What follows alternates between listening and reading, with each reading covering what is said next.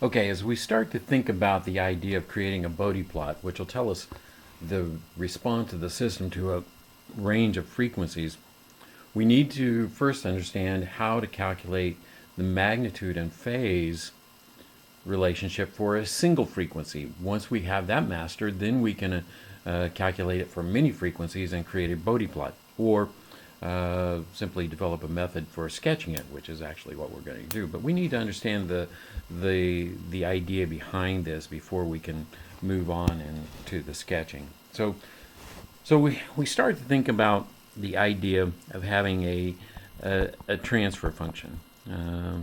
Let's say g. Let's just do something simple, 1 over s plus a. Okay, a first order system. Now, how do we subject this to a sinusoidal signal? And so let me back up here. I leave this off a lot, but actually this is a function of s. G is a function of s, right? And s, in this case, if we were working it the other way, like we did for the root locus, what we would do was we would solve for an s, and we would say s is equal to the roots or the poles,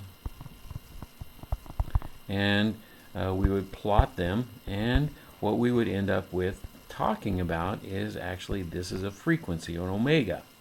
So if we think about that kind of in reverse, can we put an omega in for s and solve for what the value of the output would be, the frequency of the output, or the magnitude and the amplitude, or the magnitude and the angle of the output? And the answer is yes, we can. But in order to do that, we have to think about how and what we put in for s. And so what we want to put in for s is a pure sinusoidal, okay?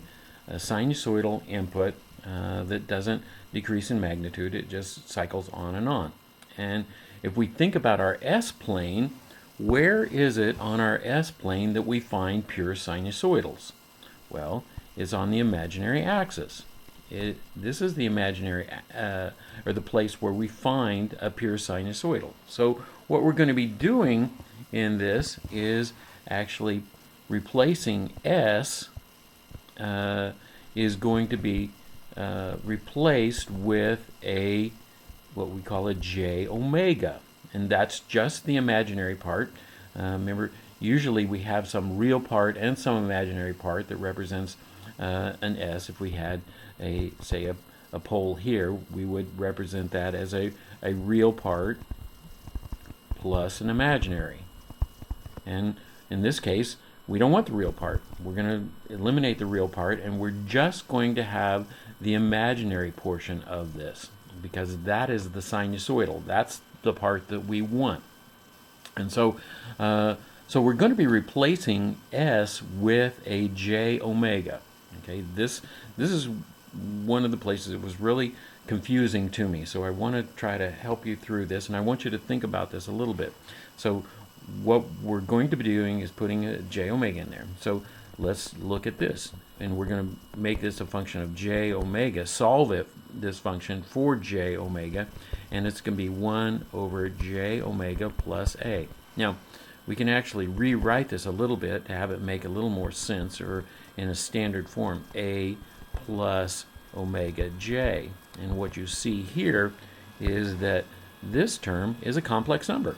And so we end up with a complex number, a real portion, and an imaginary portion. And so that's what we're going to be dealing with as we start calculating our magnitude and phase. We're going to be using a complex number, a group of complex numbers in the transfer function, the denominator and numerator, and we're going to be seeing if we can get a magnitude and a phase out of those. So anyway, that's what we're doing.